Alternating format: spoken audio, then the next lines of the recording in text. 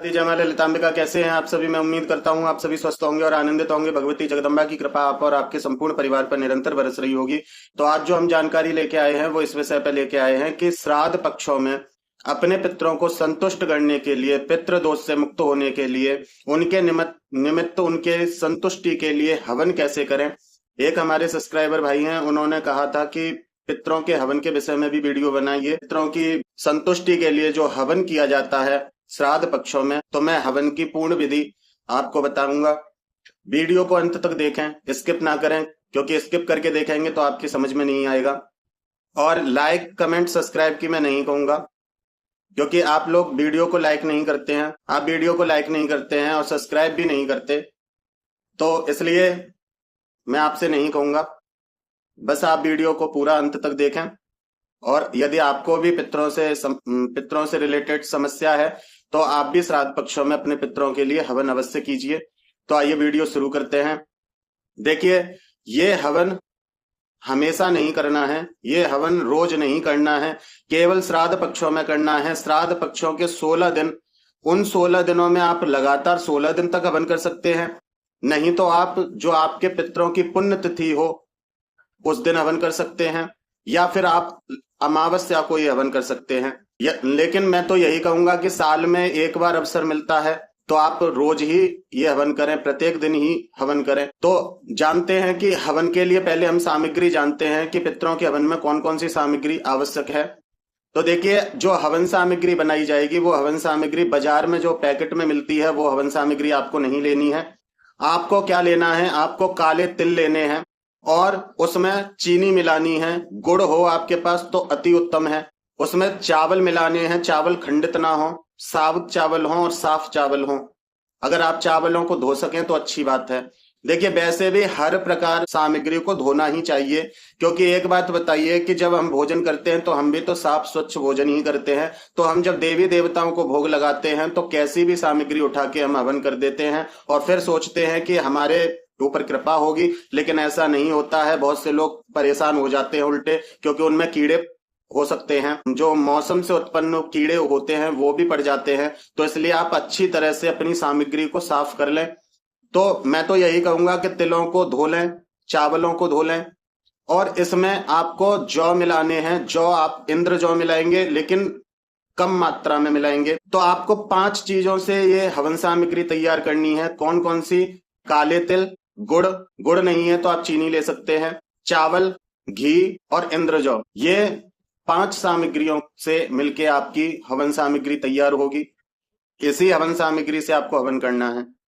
और आम की लकड़ी लेनी है। पीपल की लकड़ी मिल जाए तो अति उत्तम है, क्योंकि पितरों के लिए पीपल की लकड़ी भी मान्य है। आपको स्वच्छ होकर के सफेद वस्त्र पहनकर बैठना है आसन पर। अपने पितरों को याद करना है और उनसे प्रार्थना करनी है कि हम आपके निमित्त हवन कर रहे हैं, स्वीकार करें। फिर आपको अग्नि को प्रज्वलित करना है। अग्नि को प्रज्वलित करके जल के छींटे लगाइए, अग्निदेव को स्नान कराइए। छींटे लगाने हैं, कहीं आप अग्नि को ही शांत कर दो, ऐसा नहीं करना। केवल छींटे लगाने हैं स्नान के निमित्त। पंचोपचार पूजन करना है। पंचोपचार पूजन करने के बाद आपको घी से 5 आहुतियां देनी है। ओम प्राणाय स्वाहा, ओम अपानाय स्वाहा, ओम व्यानाय स्वाहा, ओम उदानाय स्वाहा, ओम समानाय स्वाहा। ये 5 घी से आप आहुति देंगे। घी से 5 आहुति देने के बाद आपको अग्निदेव के लिए आहुति देनी है। ओम अग्निदेवाय स्वाहा, ओम अग्निदेवाय स्वाहा, ओम अग्निदेवाय स्वाहा। 3 आहुति आपको अग्निदेव के लिए देनी है। अग्निदेव की 2 पत्नी हैं, स्वाहा और स्वधा। तो देखिए, स्वाहा देवी का जो कार्य होता है, देवताओं तक आपकी आहुति को पहुंचाती हैं, देवताओं तक आपके भोग को पहुंचाती हैं। और जो यज्ञ देव की दूसरी पत्नी है स्वधा, वो आपके पितरों तक आपका भोग और आहुतियों को पहुंचाती हैं। तो 3 आहुति आपको स्वाहा देवी की देनी है। ओम स्वाहा देव्यै नमः स्वाहा, ओम स्वाहा देव्यै नमः स्वाहा, ओम स्वाहा देव्यै नमः स्वाहा। फिर ऐसे ही आपको 3 आहुति स्वधा देवी की देनी है। ओम स्वधा देव्यै स्वाहा, ओम स्वधा देव्यै स्वाहा, ओम स्वधा देव्यै स्वाहा। इस प्रकार से आपको आपने 3 आहुति अग्निदेव को दी, 3 आहुति स्वाहा देवी को और 3 आहुति स्वधा देवी को। इससे अग्निदेव की जो पूजा है वो पूर्ण होती है। अब अग्निदेव में जो जिस भी देवता के नाम की आप आहुति डालेंगे वो आपके उन्हीं देवी देवताओं तक पहुंचेगी। अब आपको यहाँ संकल्प लेना है, हाथ में जल लीजिए, पुष्प लीजिए और कुछ दक्षिणा रख लीजिए और आपको अपना नाम, अपने गोत्र का नाम, अपना स्थान और आप किसके निमित्त यह कार्य कर रहे हैं। देखिए, कोई व्यक्ति किसी एक पितृ के निमित्त करता है, जिस हमारा पितृ कौन सा संकट में है, कौन सा कष्ट में है, तो उनको पता होता है तो वो उसके नाम से करते हैं। लेकिन यदि नहीं पता है तो आप सभी पितरों के नाम से हवन करेंगे। तो आपको बोलना है कि मेरे घर के जो भी पितृ हैं, जो भी ऊत महाराज हैं, पितृ महाराज हैं, उनके निमित्त में ये हवन कर रहा हूं। इसका पूर्ण फल उनको प्राप्त हो, उनको कष्टों से मुक्ति मिले, उनको शांति मिले, मुक्ति मिले। और यदि वो किसी भी प्रकार के कष्ट में हैं तो उनके कष्टों से उनको छुटकारा मिले। और यदि वो किसी के बंधन में हैं तो उनके सारे बंधन टूटे। हमारे ऊपर उनकी कुदृष्टि है तो उनकी प्रेम भाव दृष्टि हमारे ऊपर बने, वो शांत हों और हमारे उस पितृ दोष से हमें छुटकारा दिलाएं। और इतना कह करके आपको वो जल अग्निदेव के सामने जमीन पर छोड़ देना है।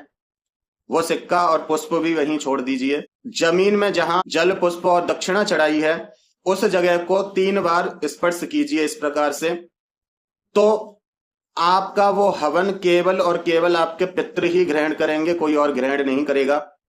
फिर आपको क्या करना है, जैसा कि आप सभी जानते हैं कि पहले आपको गणपति की आहुति देनी है। ओम गंगणपते नमः स्वाहा, ओम दुम दुर्गाय नमः स्वाहा, ओम नमः शिवाय नमः स्वाहा, ओम लक्ष्मी नारायणाय नमः स्वाहा, ओम आदित्याय नमः स्वाहा। इस प्रकार पंचदेवों की आहुति देने के बाद फिर आपको नवग्रह देवों की आहुति देनी है।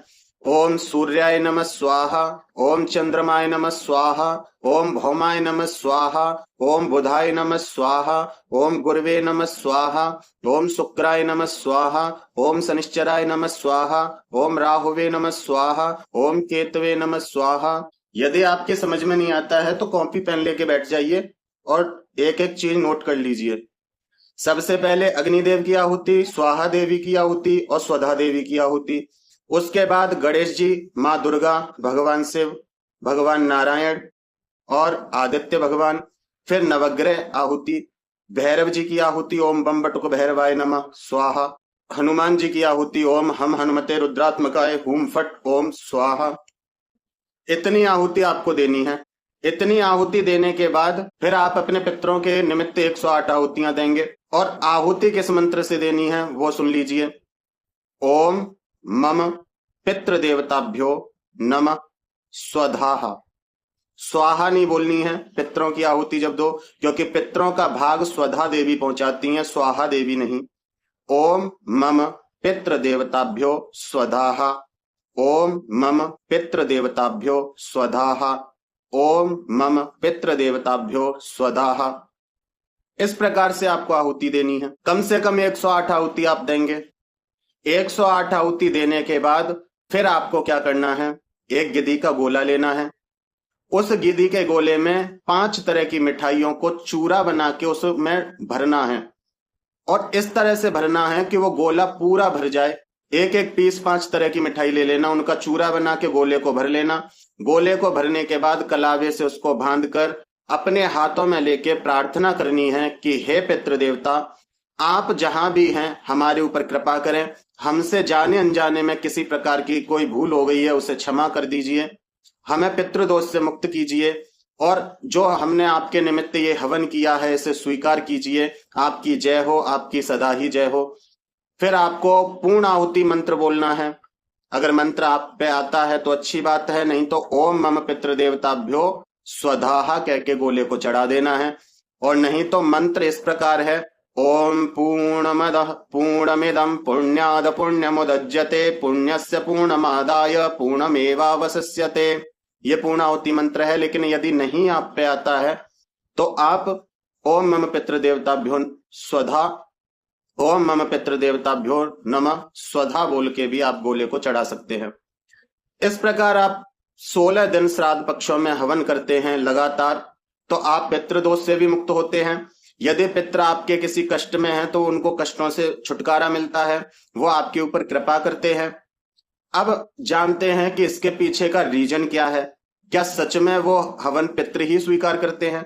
तो देखिए क्या होता है कि जब हम वर्ष भर जब हम पितरों के नाम से कोई कार्य करते हैं तो वो पितृ स्वीकार करें ना करें ये जरूरी नहीं है, लेकिन पितृ पक्ष में हमारे पितृ, हमारे पूर्वज सूक्ष्म रूप से पृथ्वी पर वास करते हैं। और जब उनके निमित्त श्राद्ध किया जाता है, ब्राह्मण भोजन कराया जाता है, उनको जल दिया जाता है, तिलार्पण किया जाता है, तो वो पितृ हमारे ऊपर प्रसन्न होते हैं। वो प्रसन्न होते हैं ये देख के कि आप उनके लिए कुछ कर रहे हैं, आप उनके लिए दया, आप उनके लिए दान धर्म कर रहे हैं, तो वो आपके ऊपर प्रसन्न होते हैं। लेकिन जब वो सूक्ष्म रूप में पृथ्वी पर आते हैं और आप उनके निमित्त कोई श्राद्ध नहीं करते, आप उनके निमित्त जल नहीं देते, आप उनके निमित्त तिलार्पण पिंडदान नहीं करते, तो वो रुष्ट होते हैं। और जो हवन है वो हवन से क्या होता है, देखिए जब हम हवन करते हैं पितरों के निमित्त तो आकाश मार्ग से होते हुए सूर्य देव के सानिध्य को प्राप्त करते हुए वो आहुतियां, वो भोग हमारे पितरों को 50% प्राप्त हो जाता है।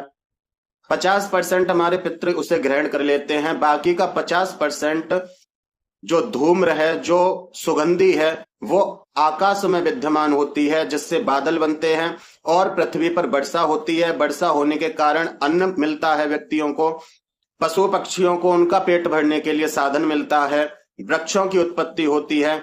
तो इन सब का पुण्य पितरों को प्राप्त होता है, क्योंकि आपने पितरों के निमित्त हवन किया था, उस हवन से बादल बने और बादलों ने जो वर्षा की उससे कई जीवों को साधन मिला जीने का, तो उनका पुण्य आपके पितरों के खाते में जोड़ दिया जाता है। तो इस प्रकार से पितृ बड़े ही प्रसन्न होते हैं। आप यहाँ उनके लिए जो भी दान धर्म करते हैं, अब देखिए बहुत से लोग कहते हैं कि क्या हमारे पितरों को मिलता है, हम ब्राह्मण को इतना देते हैं, हम उनको इतना करते हैं, हम गाय को खिलाते हैं, हम दान करते हैं, क्या ये हमारे पितरों को मिलता भी है या नहीं? तो देखिए पितरों को वो प्राप्त होता है। यदि आप पितरों के निमित्त भगवान के लिए कोई धर्म कर्म का कार्य कर रहे हैं तो भगवान उसको 10 गुना करके आपके पितरों तक पहुंचाते हैं, चाहे आपके पितर किसी भी योनि में हैं। यदि वो मनुष्य योनि में है तो मनुष्य योनि में उनकी सुख सुविधाओं का ख्याल रखते हैं, यदि वो पशु पक्षी जानवर या किसी अन्य योनि में है तो उस योनि में भी उनकी सुविधा अनुसार उनको प्राप्त कराते हैं। और जब आप पितरों को ही सीधा आप पितरों को ही जब देते हैं श्राद्ध पक्षों में, तो उससे क्या होता है, उससे उनके पुण्य और बढ़ते हैं, जिसके कारण यदि वो किसी योनि में कष्ट भोग रहे हैं तो वो पुण्य उनके भाग्य में जुड़ते हैं और जिसके कारण वो अपनी उस योनि से बाहर निकल के ऊपर के लोक में चले जाते हैं। वो आपके ऊपर कृपा करते हैं कि आपने उनके निमित्त कुछ किया। तो हर व्यक्ति को श्राद्ध पक्षों में हवन करना चाहिए। अब देखिए बहुत से लोग हवन कर लेते हैं, लेकिन पहले के लोग जानते थे और आज भी ग्रामीण क्षेत्रों में होता है कि ब्राह्मणों को श्राद्ध पक्षों में घर बुलाया जाता है और उपले के ऊपर चाहे छोटी ही मात्रा में किया जाए, लेकिन हवन छोटी मात्रा में किया जाता है, कम से कम 5 आहुति चढ़ाई जाती हैं और उसी उपले के ऊपर जो भी पूड़ी पकवान बनाया जाता है उसका भोग लगाया जाता है, जिससे कि उनके घर के पितरों को संतुष्टि मिले। तो आप हवन अवश्य करिए, श्राद्ध पक्षों में करिए, लेकिन हर समय ना करें, श्राद्ध पक्षों के अलावा वर्ष में ना करें, क्योंकि उस समय पे आपके हवन को कौन स्वीकार करेगा इसकी ये कह पाना मुश्किल है। लेकिन श्राद्ध पक्षों में सूक्ष्म रूप से आपके पितृ पृथ्वी पर ही निवास करते हैं, तो आप उनके निमित्त जो भी करते हैं तो सीधा आपके पितरों को वो प्राप्त होता है। यदि आपकी जानकारी समझ में ना आई हो तो आप वीडियो को दोबारा देख सकते हैं, लेकिन किसी भी प्रकार की कोई गलती मत करना, किसी भी प्रकार की भूल मत करना। जैसे बताया गया है उसी प्रकार से आप ये हवन करें और मुझे पूर्ण विश्वास है कि जो भी इस हवन को करेगा उसके पितृ संतुष्ट होंगे और उनके ऊपर कृपा करेंगे। तो फिर मिलते हैं एक ऐसी ही नई जानकारी के साथ। अपना और अपने परिवार का ध्यान रखें, भगवान की भक्ति करते रहें, निरंतर भक्ति करें। 1-2 दिन में मैं गणपति साधना के विषय में भी वीडियो बनाने वाला हूं, तो जिन लोगों को गणपति साधना करनी है गणेश चतुर्थी से, तो वो लोग अपनी तैयारियां कर लें। वीडियो में मैं सभी सामग्री विधि विधान समेत आपको समझाऊंगा, किस प्रकार करनी है ये भी बताऊंगा। फिर उसके बाद आप कौन कौन सी साधना करोगे, कौन कौन सी साधना कर सकते हो, उसके विषय में भी मैं आपको समझाऊंगा। तो आप मां ललितांबिका चैनल से जुड़े रहें। और यदि आपको आपका मन करे तो एक लाइक कर देना और कमेंट में जय माता दी अवश्य बोल दिया करें, क्योंकि हो सकता है कि शायद मैं आपको सही ना लगता हूं, लेकिन माँ तो जगत जननी है, उसके लिए तो एक जयकारा लगा दिया करें। और सब्सक्राइब आपकी इच्छा है, करना चाहें तो कर सकते हैं। फिर मिलते हैं एक ऐसी ही नई जानकारी के साथ। जय माता दी, जय मां ललितांबिका।